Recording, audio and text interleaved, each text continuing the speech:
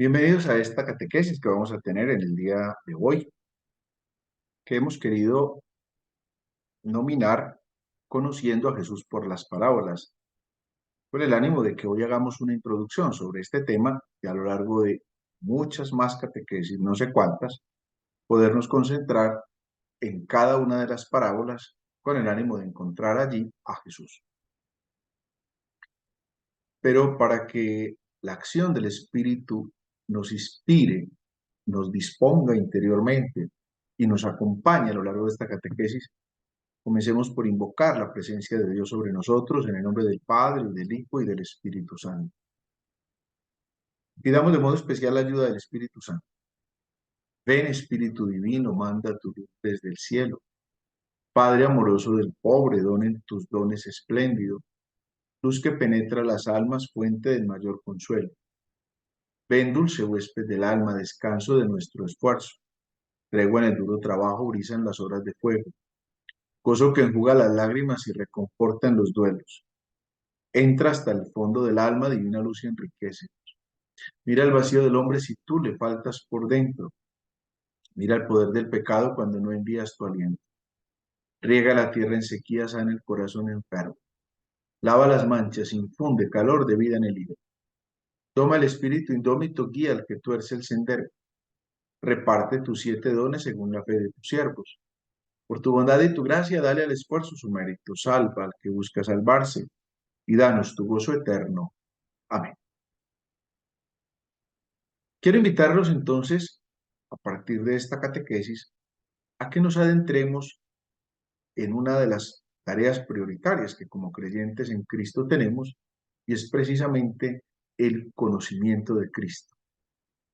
Toda la realidad bíblica, pastoral, litúrgica, catequética, pues tiene que estar orientada precisamente en el conocimiento de Cristo.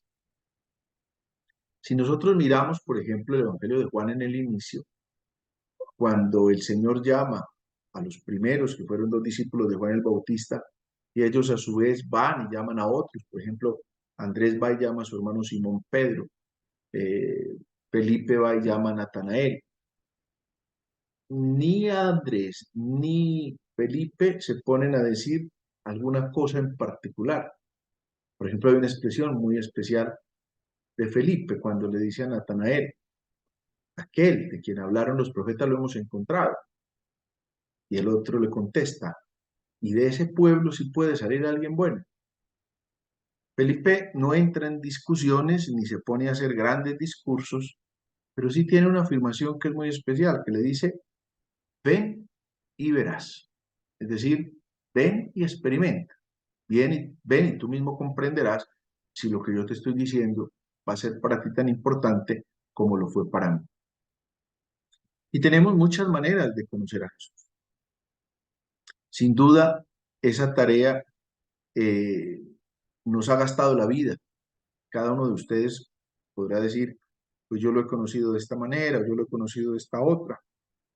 Algunos lo han conocido en los padres de la iglesia, otros lo han conocido en los grandes santos, místicos, hombres y mujeres que ha tenido la iglesia, leyendo a un santo o a otro que se ha llegado al encuentro de Jesús, o se han leído los evangelios, o se han leído los teólogos de cualquier época y en cualquier momento. Pero sobre todo, alguno podrá conocer a Jesús por medio también de las personas, de tantas personas que nos han acercado a Jesús. De hecho, cuando la conversión de San Pablo, en Hechos capítulo 22, cuando Pablo le pregunta: ¿quién eres? Y entonces: ¿quién eres, Señor? Le contesta: yo soy Jesús a quien tú persigues. Y antes de ese encuentro con Jesús, Pablo había manifestado que él había perseguido ese camino en hombres y mujeres. O sea que cuando Jesús le responde: yo soy Jesús a quien tú persigues, le está diciendo que lo ha de encontrar en hombres y mujeres que caminan en la fe del Señor.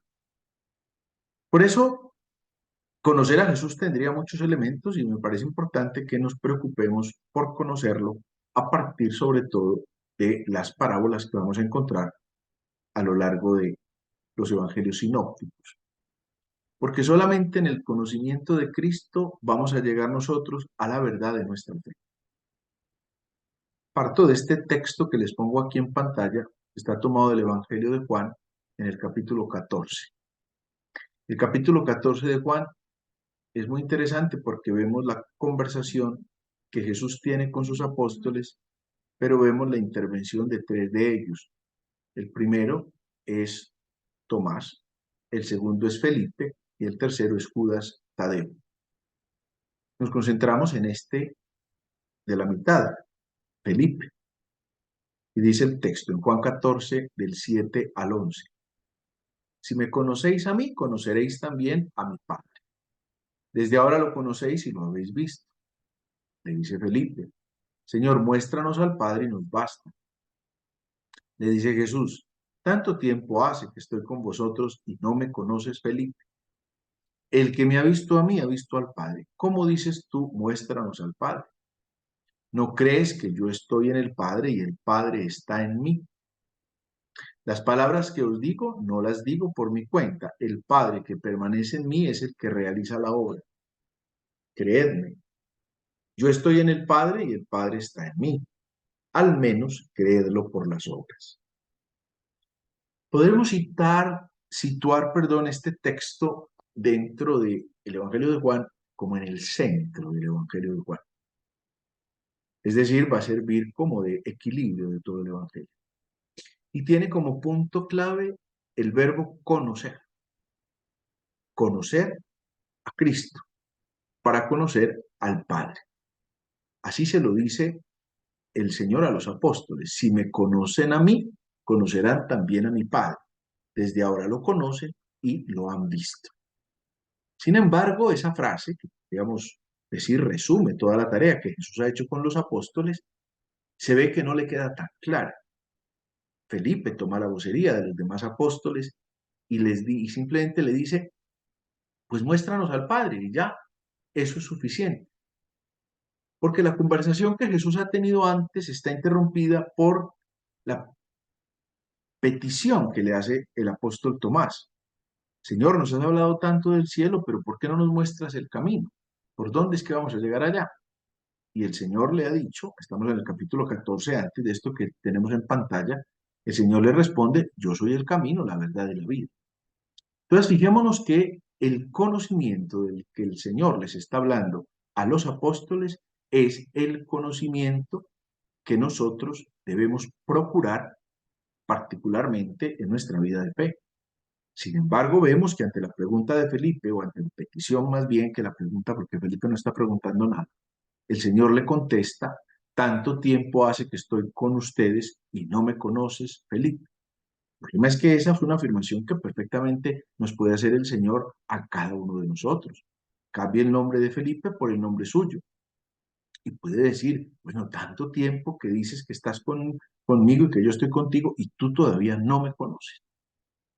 El conocimiento del que estamos aquí hablando no lo podemos circunscribir a un conocimiento de corte intelectual, porque muchas veces nosotros usamos esa expresión de conocer desde el intelecto y por eso pretendemos que académicamente lleguemos al conocimiento pleno de la verdad.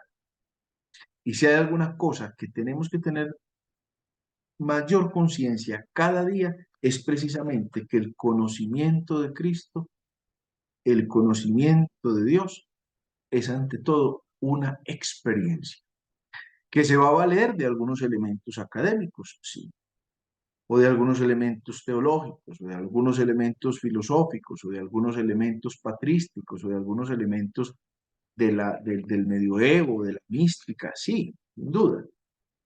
Pero no nos podemos quedar circunscritos a eso. Por eso yo no pretendo con las catequesis que vamos a tener de las diferentes parábolas hacer una exégesis bíblica, porque es que yo no soy un exégeta. No pretendo tampoco darles una clase de Biblia, porque es que yo no soy un biblista. Y no me interesa que nos concentremos en las parábolas a estudiar que el verbo, que el sustantivo, que la conjunción, o que el aoristo, o que lo que puede plantearse desde un estudio hermenéutico o filológico de cada uno de los elementos de la parábola. Eso habrá quienes saben de eso. Y el que sepa de eso, pues que nos lo enseñe. Lo que busco con estas catequesis que vamos a tener de conocer a Jesús en las parábolas es precisamente que nosotros reflexionemos desde la parábola que está escrita en la Sagrada Escritura y en el ejercicio que a lo largo de la Iglesia ha hecho el magisterio de la Iglesia de esas parábolas para procurar las diferentes enseñanzas que nosotros vamos a encontrar en las diferentes parábolas que el Señor nos ha presentado. ¿Para qué? Para poder conocer a ese maestro. Si yo le pregunto a usted cuál fue el maestro, la maestra que más le impactó en su vida, le aseguro que cada uno de nosotros tiene algún nombre de aquellos maestros o maestras que nos enseñaron cuando éramos niños, cuando éramos preadolescentes o adolescentes o incluso en la universidad. Y si la pregunta la avanzo y le dice, ¿y por qué ese maestro o esa maestra le impactó? Le aseguro que ninguno de ustedes me va a contestar porque me enseñó esta fórmula que dice así, así, o porque me enseñó este texto que dice así o así, sino que es el conjunto de la persona lo que le impactó de esa persona. Puede que no se acuerde de ninguna clase en particular que ese maestro o esa maestra le dio, pero en el fondo fue ese ser de esa persona que le marcó positivamente al punto que usted le cataloga como el mejor maestro que ha tenido en su vida. Y le aseguro que todos tenemos uno o algunos maestros o maestras que nos impactaron en la vida. Ahora, dentro de las figuras que nosotros tenemos que reconocer en Jesús, es que Jesús es el maestro. Tanto que la carta a los hebreos nos pide que debemos fijar nuestra mirada en el Señor, en el Maestro. Es el Señor el que está enseñando. ¿Y qué es lo que Jesús está enseñando? Nos está enseñando el querer del Padre, es decir, nos está manifestando la revelación para poder llegar a Jesús y poder llegar al Padre. Lo que yo les digo, no lo digo por mi cuenta. El Padre que permanece en mí es el que realiza las obras. Créanme, yo estoy en el Padre y el Padre está en mí. Es decir, lograr conocer a Cristo para llegar a conocer al Padre. ¿Gracias a quién? Gracias a la acción del Espíritu Santo. Tendríamos, como les dije al inicio, muchos mecanismos para encontrar a Cristo, para conocer a Jesús. Si nos concentramos solamente en los evangelios, sabemos que los evangelios son 4: Mateo, Marcos, Lucas y Juan. Cada uno escrito en contextos distintos y para públicos distintos. Pero esos 4 evangelios tienen como protagonista central precisamente a nuestro Señor Jesucristo. Después vienen los Hechos de los Apóstoles y las cartas apostólicas y el Apocalipsis. Pero ya esos hacen referencia siempre a Cristo, porque toda la escritura va a hacer referencia a Cristo, pero ya lo que viven las comunidades y lo que los apóstoles enseñan a las comunidades después de la resurrección de Cristo. Si nos concentramos entonces en los evangelios, vamos a encontrar a Cristo de diferentes maneras. Lo podemos encontrar, por ejemplo, en los discursos que Cristo realiza, discursos o sermones. Piensen, por ejemplo, Mateo capítulos 5, 6 y 7 son grandes discursos que Jesús realiza, por eso lo llamamos el sermón de la montaña, o también aparece el sermón misionero. En fin, podemos encontrar a Cristo por medio de los sermones. Podemos encontrar a Cristo por medio de los milagros.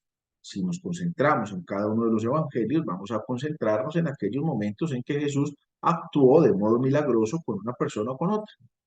¿Qué pasó en ese momento? ¿Qué pasó? ¿De qué lo curó? ¿Qué diálogo tuvo? ¿Qué enseñanza dio? También podemos encontrar a Jesús por medio de diálogos particulares que tuvo con algunos personajes. Por ejemplo, el diálogo con la samaritana, que ocupa casi todo un capítulo en el capítulo 5 de Juan, o el diálogo con Nicodemo, que es quizás el personaje más importante con el que Jesús habló, que incluso fue de noche a buscar a Jesús, o el diálogo con Poncio Pilato, o el diálogo con alguno de los apóstoles, o como aquí nos concentramos en el capítulo 14 de Juan, que está teniendo un diálogo o una enseñanza particular o directa de los apóstoles y tendríamos forma de conocer a Jesús. Pero en medio de todas estas realidades, me ha parecido importante reflexionar sobre una figura muy sencilla, que es precisamente sobre las parábolas que nuestro Señor Jesucristo aplicó, enseñó, manifestó. Y desde esas parábolas, pues, conocer a Cristo y saber propiamente qué enseñanza nos está dando Jesús. Pero entonces tenemos que preguntarnos qué son las parábolas. Y descubrimos que las parábolas son breves narraciones que van a contener una enseñanza moral, una enseñanza religiosa, que van a revelar una verdad espiritual, pero de una forma comparativa. Las parábolas no son hechos históricos, es decir, no fueron cosas que pasaron en la historia y que Jesús viene a contarnos. No, Jesús tiene en algunos momentos algunas historias que va a contar. Por ejemplo, cuando hace alusión a que en la época en que David venía de la guerra, entró al templo y él y sus ejércitos comieron lo que había sido consagrado al Señor en el templo porque tenían hambre. Es un hecho histórico que Jesús sabe y que Jesús lo está citando. Miren, esto pasó aquella vez. O en otras ocasiones Jesús va a citar a los profetas. Es decir, hace uso de la enseñanza que la gente conocía. Aquí las parábolas son narraciones que van a tener diferentes esquemas. A veces va a ser una comparación que Jesús está haciendo. Por eso empieza diciendo, el reino de los cielos, ¿con qué se los compararé? Se parece a un grano de mostaza, que es la más pequeña de todas las hortalizas, pero una vez que crece se vuelve más grande que las demás y hasta los pájaros anidan en sus ramas. Fíjense, es una comparación. ¿Con qué les compararé? Jesús trata de poner un ejemplo tan supremamente sencillo que la gente tenga recordación de ese ejemplo. Incluso cuando los estudiosos de la Biblia están buscando cuáles son las palabras mismas de Jesús, que eso en griego, en latín lo dicen la ipsísima verba Jesús, o sea, las mismísimas palabras, algunos autores dicen que las más probablemente ipsísima verba, mismísimas palabras, son las que tienen las parábolas. Porque fíjense que las parábolas son pequeñas narraciones, cuenticos que quedan en la memoria de las personas para lograr lo que enseguida vamos a decir, para lograr una enseñanza mayor sobre una determinada realidad. Tengamos claro también desde el principio que las parábolas no son fábulas, porque las fábulas es aquel estilo narrativo y también pedagógico en el que intervienen personajes humanos con características humanas. Es decir, en la fábula, y a todos nos enseñaron fábulas en el colegio, incluso hay fábulas muy griegas muy antiguas que todos tenemos en memoria. Les aseguro que todos recuerdan la fábula de la tortuga y la liebre, donde la tortuga desafía a la liebre o al revés, y al final la liebre se confía de que es mucho más ágil que la tortuga, y la tortuga llegó allá porque fue constante y permanente. Es una fábula donde los animales intervienen y hablan y opinan, y como esas muchas fábulas tenemos. Ninguna de las parábolas es una fábula, porque ustedes se van a dar cuenta que ninguna de las parábolas tiene intervención de cosas raras, como animales que están hablando. No, las parábolas no. Las parábolas usan signos, como les acabo de mencionar, por ejemplo, el granito de mostaza o el sembrador que sale y riega la semilla. Vienen los pájaros y se la comen, pero no pone a que los pájaros están hablando si se la comen o no, no, va haciendo una cosa natural, pájaros que se comen las semillas que no se entierran. O aparecen, por ejemplo, objetos de la naturaleza, cuando habla, por ejemplo, de un coleccionista de perlas finas que encuentra una de gran valor, o otro que va a excavar en un campo que le es ajeno y encuentra un gran tesoro. Entonces, las parábolas usan estas realidades y dan una enseñanza. Podríamos decir que toda parábola tiene dos sentidos, un sentido literal o externo y un sentido místico o interno, que va a ayudar a comprender una determinada realidad. También tenemos que tener claro desde ya que las parábolas son un método que usaban los maestros. No es que Jesús se inventó la metodología de la parábola. No, eso lo encontramos en textos, en literatura judía, como también en otros libros sapienciales, o como también en otros textos no judíos. Pero, ¿dónde está la novedad de lo que Jesús hace? Que las parábolas de Jesús son netamente originales para una enseñanza que es absolutamente original en Cristo. Y es todo lo que tiene que ver con el reino de Dios. Vamos a ver que las parábolas lo que buscan es ayudarnos a comprender el misterio de la revelación. Y vamos a encontrar unas parábolas un poquito más largas, otras un poquito más breves, incluso alguna parábola puede ser de un solo versículo. En cambio, hay otras parábolas que son un poquito más largas, en las que intervienen más elementos que en otras. Vamos una a una a encontrar. Para entonces descubrir la parábola, vamos a darnos cuenta que toda parábola se compone de tres partes fundamentales que van a ser siempre presentes en todas las parábolas. Lo primero es, hay una similitud sensible con las cosas, con los objetos, con las historias. Por eso nosotros no nos cuesta a imaginarnos lo que la narración de la parábola nos está diciendo. Piensen, por ejemplo, en cualquier parábola, pero les traigo a la memoria, por ejemplo, la parábola del hombre malherido que queda al borde del camino. No sabemos quién es, no sabemos si era judío o no lo era, sabemos que lo atacaron los ladrones y lo dejaron malherido, casi muerto, al borde del camino. Y entonces pasó un sacerdote, le dio una vuelta y siguió. O sea, giró y siguió. Pasó un levita, le dio una vuelta y giró. En cambio, pasó un samaritano, le dio una vuelta, se compadeció. Entonces luego empieza a narrar todo lo que el samaritano hizo con este personaje, a punto de llevarlo a un hotel y dejarlo allá y decir, tenga estas monedas y si gasta más, gaste tranquilo, que yo le pago cuando vuelva a pasar por aquí. Fíjense que es una narración que nos resulta completamente sensible. Sí, es un acontecimiento que no me es difícil asimilarlo, no me es difícil comprobar. Jesús no se está inventando una historieta rara. Jesús está inventando, porque no es que eso haya sucedido, es una comparación que Jesús está poniendo en la parábola, no es un hecho histórico, está usando una figura, pero una figura que es absolutamente comprensible. Todos nos imaginamos eso, como cuando habla, por ejemplo, la parábola del banquete que un hombre ha preparado, y entonces explica, y todo se nos viene a la mente una fiesta de bodas o una gran fiesta que hayamos participado. En la parábola hay una similitud sensible, sean las personas, sean las situaciones, sean los objetos que se utilizan, son sensiblemente comprensibles. No se nos vuelven para nosotros cosas imposibles de identificar. Luego viene lo segundo que tiene que estar en la composición de la parábola y es la explicación o el sentido místico que la parábola tiene. La parábola no es una narración que quedó ahí. No, la parábola busca una realidad trascendente. Es lo que les decía, es el sentido místico que la parábola misma tiene que tener. Es el sentido que me lleva a una profundización de una determinada realidad. Hay un elemento de fondo que el Señor quiere manifestar en esa realidad.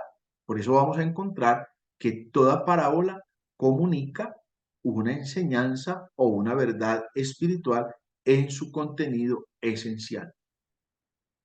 Todo gira en torno al reino, pero la enseñanza particular que Jesús quiere mostrar en torno a eso. Piense, por ejemplo, la parábola cuando Jesús va a la casa de Simón el fariseo. Entra una mujer que todos ya juzgaron, todos reconocen que es una pecadora pública. La mujer se acerca a Jesús, se, se tira al suelo ante Jesús y empieza a llorar y le enjuga los pies de Jesús con sus cabellos y lo limpia con sus lágrimas. Simón el fariseo empieza a pensar, si este de verdad fuera un maestro, sabría quién le está limpiando los pies y no se dejaría tocar. Fíjense ustedes, el juicio no está hecho sobre la mujer, a la mujer ya le hicieron el juicio. ya le habían condenado. El juicio está hecho sobre Jesús. Pero en ese momento, dice el texto, entonces Jesús, comprendiendo sus pensamientos, le preguntó, Simón, entonces sale con una parábola, ¿no? Entonces, si un personaje tenía una deuda mayor y el otro tenía una deuda menor, entonces al final, ¿quién se sentirá con mayor gratitud? Entonces el otro le contesta, aquel al que se le perdonó más. Fíjese que la parábola que Jesús utiliza es una parábola que va a tener un sentido místico, el sentido del perdón, lo que el otro no había logrado comprender. Y luego viene un tercer momento y es que esa parábola tiene como raíz el alcance, hasta dónde se extiende esa parábola, de qué manera yo quiero comprenderla o el Señor quiere que yo la comprenda. Entonces piense lo que les mencionaba ahorita, el reino de los cielos, ¿con qué se los compararé? A es semejante a. Yo imagino a Jesús como con una actitud catequética, como cuando un profesor o un catequista le tiene que explicar una gran verdad a un niño, como cuando un padre de familia se ve enfrentado a que el hijo le entienda alguna cosa, dice, a ver, ¿yo con qué le explico esto? Ah, ya sé, y busca la manera más simple para poder que el otro la comprenda. Démonos cuenta que la parábola tiene que tener una interpretación por fuera del relato. El relato da una idea, pero luego, ¿qué sigue? Me obliga a interpretar más allá de la narración que el mismo Jesús está haciendo. Porque la parábola quiere transmitir algo. Y la clave está que nosotros vamos a ver que ninguna de las parábolas se cierra. ¿Por qué? Porque la parábola está abierta a usted y a mí. La parábola es una enseñanza que no concluye, porque usted y yo la estamos concluyendo. Y así lo vamos a ver en cada una de ellas, algunas de una manera mucho más explícita. Piense, por ejemplo, si pensamos en la parábola del hijo pródigo, de aquel señor que tiene dos hijos, el menor le pide la herencia y entonces él le da la plata al mayor y al menor. El mayor se queda, el menor se va, el menor se la gasta, termina cuidando cerdos, al final vuelve a la casa, el papá lo recibe, le hace una gran fiesta, pero luego el mayor cuando se acerca a la casa oye lo que está pasando y ya no quiere entrar porque ese hermano menor se gastó todo con malas mujeres y en cambio a él ni siquiera le dieron un corderito para celebrar con sus amigos, en fin. Fíjese que en esa parábola nosotros al final nos quedamos sin saber si el hermano mayor entró o no entró a la fiesta y si el hermano menor se compuso o volvió y se fue y volvió y de rápido las cosas. No sabemos. ¿Por qué? Porque ese es el cierre que usted y yo le damos a la historia. En conclusión, la parábola nos tiene que ayudar a encontrar a Cristo y encontrando a Cristo encontrar el sentido mismo de su enseñanza. Vamos a encontrar muchas parábolas. Tenemos que tener claridad también que los evangelios son 4, pero solo 3 nos traen parábolas, Mateo, Marcos y Lucas. Nosotros no vamos a encontrar parábolas en el evangelio de Juan. Ahora bien, en esos 3 evangelios vamos a encontrar que hay algunas parábolas que están solo en Mateo, algunas parábolas que están solo en Marcos y algunas palabras que están solo en Lucas. Primero vamos a concentrarnos en la reflexión sobre esas parábolas. Miren, por ejemplo, aquí, parábolas que solo están en Marcos, hay una. Está en Marcos capítulo 4, versículo 26 al 29, que será por donde comencemos nuestra reflexión, si Dios así lo permite, la próxima semana. Luego hay parábolas que están solamente en Mateo, que aparecen estas 10. Y hay parábolas que están propiamente solamente en Lucas y son estas 14. Luego vamos a encontrar que en Marcos las otras parábolas las vamos a encontrar en Marcos, Mateo y Lucas. Y luego vamos a encontrar algún grupo de parábolas que están en Mateo y Lucas. Pero, como les decía, vamos a tratar de empezar por estas que son, digámoslo así, exclusivas de cada uno de los evangelistas. Sin embargo, también tenemos que tener en cuenta que a veces hay unas parábolas están como juntas porque hacen parte de un eje temático que el Señor quiere manifestar. Piense, por ejemplo, en Lucas 15. En Lucas 15, el capítulo de Lucas 15 nos trae tres parábolas que son separadas, pero que están hablando de una misma realidad. En la primera aparece un hombre, un pastor que perdió una oveja. Dejó la 99 y se fue a buscar la oveja que se le había perdido. Y luego hizo una gran fiesta con todos sus vecinos porque había perdido una oveja y la había vuelto a encontrar. Luego aparece en ese mismo capítulo 15 una mujer que tenía 10 monedas, perdió una, hizo todo lo posible por encontrarla, barrió y arregló la casa, la movió para todas partes. Al final la encontró e hizo una fiesta, invitó a todas las vecinas porque la felicitaran porque se le había perdido una moneda y la encontró. Y luego aparece la parábola de un señor que tiene dos hijos, un mayor y un menor, que es la parábola que conocemos como el hijo pródigo.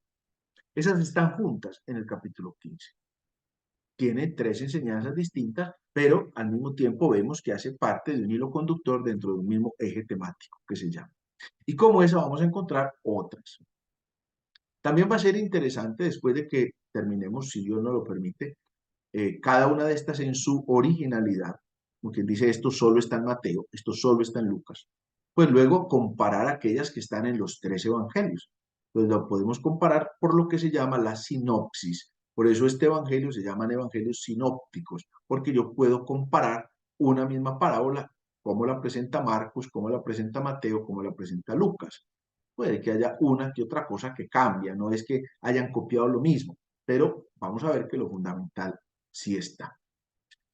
Antes de concluir esta catequesis, pues vuelvo y lo advierto, no pretendo con estas catequesis hacer un curso bíblico, porque yo no soy biblista ni soy exégeta, no lo soy, no hace parte de mi especialización, no me interesa. Y además, porque a veces nos podemos quedar en el estudio bíblico tratando de encontrar no lo que el Señor me quiere decir, sino como una especie de composición gramatical, si tiene o no tiene un verbo, si esto está en infinitivo, si esto está en pasivo, si esto está en participio. Y yo pienso que a veces en ese estudio como tan técnico de estos textos son importantes, sin duda, y hay gente que está, pero ¿hasta dónde toca mi vida? Una realidad de estas y no vamos al fondo de lo que el Señor mismo quiere decir. El Señor usó las parábolas para acercarnos al Padre. Y es desde esa óptica que yo los invito desde ya a que nos acerquemos a las parábolas. ¿Qué es lo que Jesús quiere decirme con esa parábola? Porque en todas las más de 50 parábolas que vamos a encontrar, lo que el Señor pretende es acercarme al Padre. ¿Y cómo me acerco al Padre? Empecé con el texto de Juan 14, por medio del Hijo, conociendo a Jesús, pero no conociéndolo como un dato académico o intelectual de mi conocimiento racional, sino como una experiencia. Eso es lo que quiero que podamos compartir en los espacios que Dios nos permita de estos lunes, compartir esa experiencia que podamos nosotros tener y vivir del encuentro con Jesús por medio de las parábolas. Por eso he querido denominar esta introducción y todo el año conociendo a Jesús por medio de las parábolas y vamos a ir poco a poco avanzando en cada una de ellas. Nos encomendamos al Señor y que el Señor nos dé la gracia de acercarnos a Él para amarlo más e imitarlo mejor. Y la bendición de Dios Padre, Hijo, Espíritu Santo, descienda sobre ustedes y les acompañe.